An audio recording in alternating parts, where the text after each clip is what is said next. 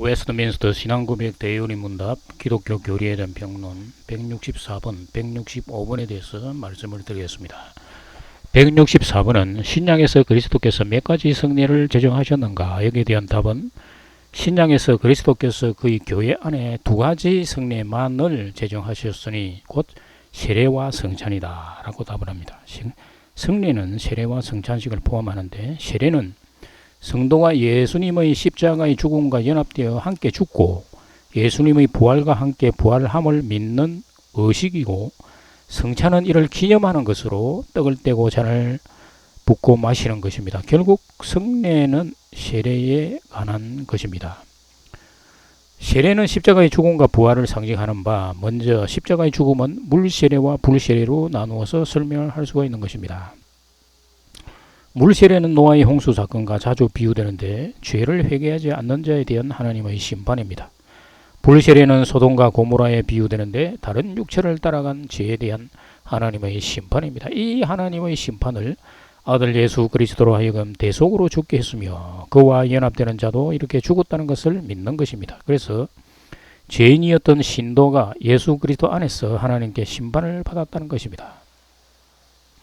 구약시대 죄인은 희생양을 죽이고 그 피를 제단에 뿌리고 물세례입니다. 그 고기를 불로 태웠습니다. 이것은 불세례를 상징합니다. 그래서 희생양이 제물로 죽어서 하나님께 드렸지만 그 희생양이 바로 죄인 자기 자신이라는 것을 깨달아야 했던 것입니다. 그러나 깨닫는 자는 거의 없었다는 말입니다. 오늘날 교회 공동체에서 세례를 받을 때 예수님이 자신을 위해 피를 흘리 주시고 죄를 대속하셨으므로 이제 죄로부터 벗어났다고 생각을 합니다. 세례받은 본인은 죄에 대해서 죽지 않은 것입니다.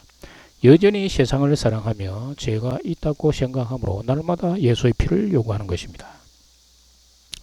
부활은 성령 세례로 표현됩니다. 성령 세례를 받은 자는 하늘의 부활 생명을 받아서 다시 태어난 거듭난 자가 되는 것입니다. 부활하신 예수님이 제자들에게 나타나셔서 부활 생명을 불어 넣어 주셨습니다. 요한복음 20장 21절 22절을 보면 예수께서 또 이르시되 너희에게 평강이 있을지어다. 아버지께서 나를 보내신 것 같이 나도 너희를 보내노라. 이 말씀을 하시고 그들을 향하여 숨을 내쉬며 이르시되 성령을 받으라 라고 말씀하셨습니다. 이것이 바로 성령 세례인 것입니다. 오늘날 신도와 성도의 차이는 성령 세례를 받았는가 아닌가의 차이입니다. 성령 세례를 받지 못한 사람들은 성도라고 칭할 수가 없는 것입니다. 그들은 세례, 즉 물세례와 불세례를 받고 부르심을 받고 언약을 체결했지만 택하심을 얻고 언약을 확정받은 상태가 아니라는 것입니다. 신도들은 세례, 즉 대개 물세례를 받을 때 언약 백성이 되었다 정표로 여기지만 그렇지 않은 것입니다. 그리고 대부분 신도들은 불세례조차 알지 못하고 있는 것입니다. 물세례와 불세례는 예수와 함께 죽은 자를 상징합니다. 성령 세례는 그리스도께서 성도에게 부활 생명을 주시는 것입니다. 그래서 구원의 확정이 되는 것입니다. 현재적 부활을 믿지 않는 자는 성령 세례를 받은 적이 없는 것입니다. 오늘날 세례를 받고도 율법 아래에 있는 자들도 성령 세례를 받은 적이 없는 것입니다. 성령 세례는 예수와 함께 죽고 예수 그리스도와 함께 현재적으로 부활하는 것을 믿는 자에게 주시는 그리스도의 선물인 것입니다. 육체가 죽은 후에 부활을 믿는 신도들은 성령 모독죄를 범하는 것입니다.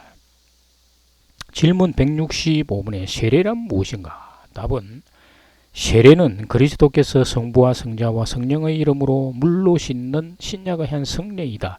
이것은 그리스도 자신에게 접붙이고 그의 피로 죄사함을 받고 그의 영으로 거듭나고 양자가 되어 영생에 이르는 부활의 표와 인치심이다.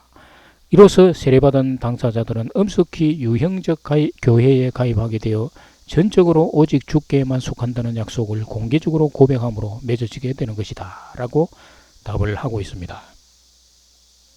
요한복음 3장 5절에서 예수께서 대답하시되 진실로 진실로 내게 이르노니 사람이 물과 성령으로 나지 아니하면 하나님의 나라에 들어갈 수 없느니라. 세례는 물과 성령으로 거듭나는 의식입니다. 물속으로 들어가는 의식은 죄에 대해서 죽었다는 의미가 되는 것입니다. 성령은 먼저 죄에 대해서 죽은 자에게 저의 몸을 불로 태우십니다. 그리고 새 생명으로 다시 태어나게 해 주시는 것입니다. 누가복음 12장 49절 50절을 보면 내가 불을 땅에 던지러 왔노니 이 불이 이미 붙었으면 내가 무엇을 원하리요? 나는 받을 세례가 있으니 그것이 이루어지기까지 나의 답답함이 어떠하겠느냐. 십자가의 죽음에서 예수님이 흘리신 피는 물세례에 해당되고 찢어진 살은 불세례에 해당되는 것입니다.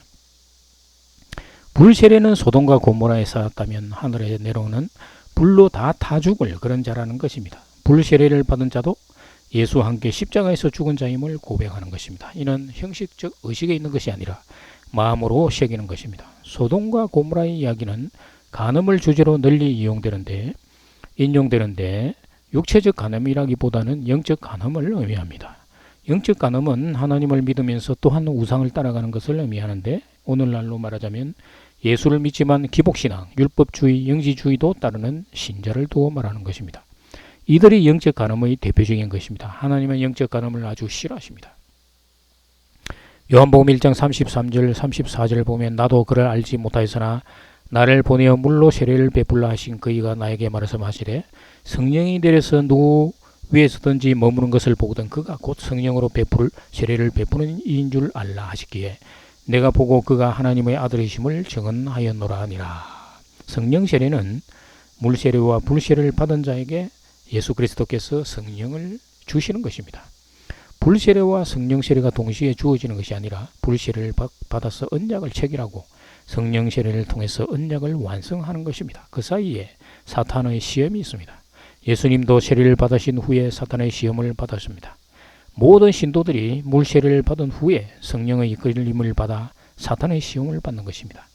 사탄은 신도의 믿음을 시험해 보는 것입니다. 율법주의, 기복신앙, 영지주의에 여전히 있는가를 시험하는 것입니다. 그리고 시험에 통과하는 자는 예수께서 성령을 보내주셔서 성령 세례 곧 다시 태어나게 해주시는 것입니다. 이게 바로 거듭나는 것입니다.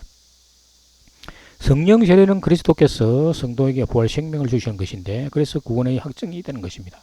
현재적 부활을 믿지 않는 자는 성령 세례를 받은 적이 없는 것입니다. 오늘날 세례를 받고도 율법 아래 있는 자들도 성령 세례를 받은 적이 없는 것입니다. 성령 세례는 예수와 함께 죽고 그리스도와 함께 현재적으로 부활하는 것을 믿는 자에게 주시는 그리스도의 선물인 것입니다. 갈라디아서 3장 23절에서 내가 너희에게 다만 이것을 알려 하노니 너희가 성령을 받은 것이 율법의 행위로냐 혹은 듣고 믿음으로냐 너희가 이같이 어리석으냐 성령으로 시작하였다가 2절에 육체로 마치겠느냐.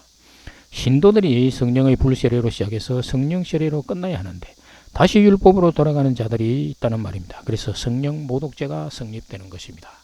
감사합니다.